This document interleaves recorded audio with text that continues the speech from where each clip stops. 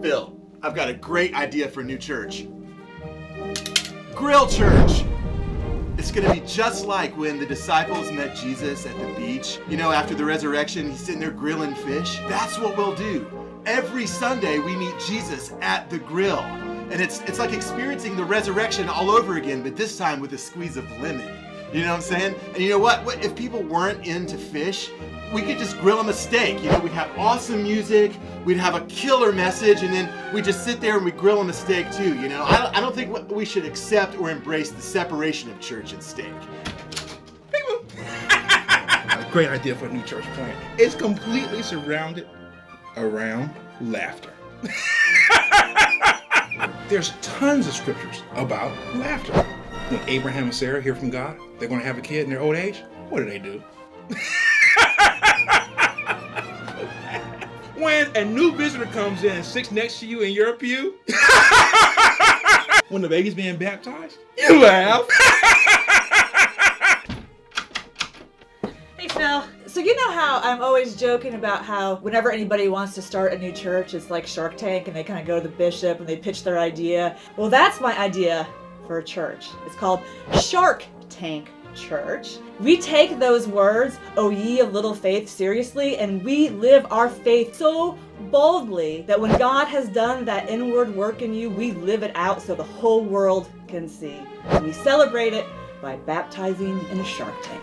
What do you think? Come swim with us? All right, Phil, I need a few minutes of your time here. Everywhere I go, everybody talks about millennials. We might very seriously miss the next great opportunity. I'm talking about those people born less than 10 years ago. How are we reaching them? What are we going to do for them? It's time to start thinking about how we speak their language. Aren't they already coming to church with their parents? This is a sophisticated, savvy group of young people. I'm here today to propose to you Minecraft Church, a United Methodist congregation. And I want to introduce you to the founding pastor, the Reverend Kara Thaxton. Kara. Glory, hallelujah. Just how old are you, Kara? And I'm 9, why? Reverend Thaxton? Yeah, that one's my fault. I should have said Reverend Dr. Thaxton. Phil, can I see you? I've been thinking, and I think I've thought of the next big thing that's really going to take the United Methodist Church to a whole new level. What about Glide UMC, a hang gliding church? Think about it. Just invite folks in, and then we're going to take them out and soar above God's creation to see everything, all the beauty that God has created, and we're going to get to experience it together. We even have this awesome idea for communion. Drones. And baptism, as we're soaring, we'll go through some amazing waterfalls. Splish! Glide UMC, come hang with us.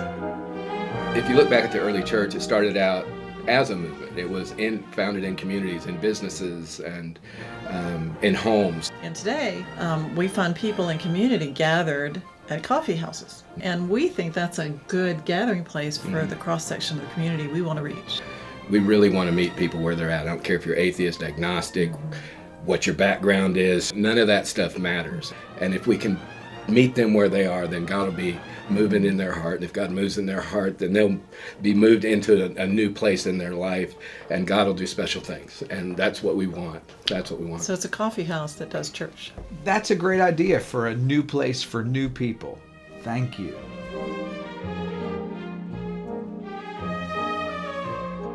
The Bible, it said, like 2,000 years ago, Jesus said, hey, let's go fishing and I'll make you fish people. But when we think about fishing, you think about it, it's like we use fishing poles. We go and we put it in the water and we get a fish and the fish is white, we put it in this white bucket. And if the fish is black, we put it in a black bucket.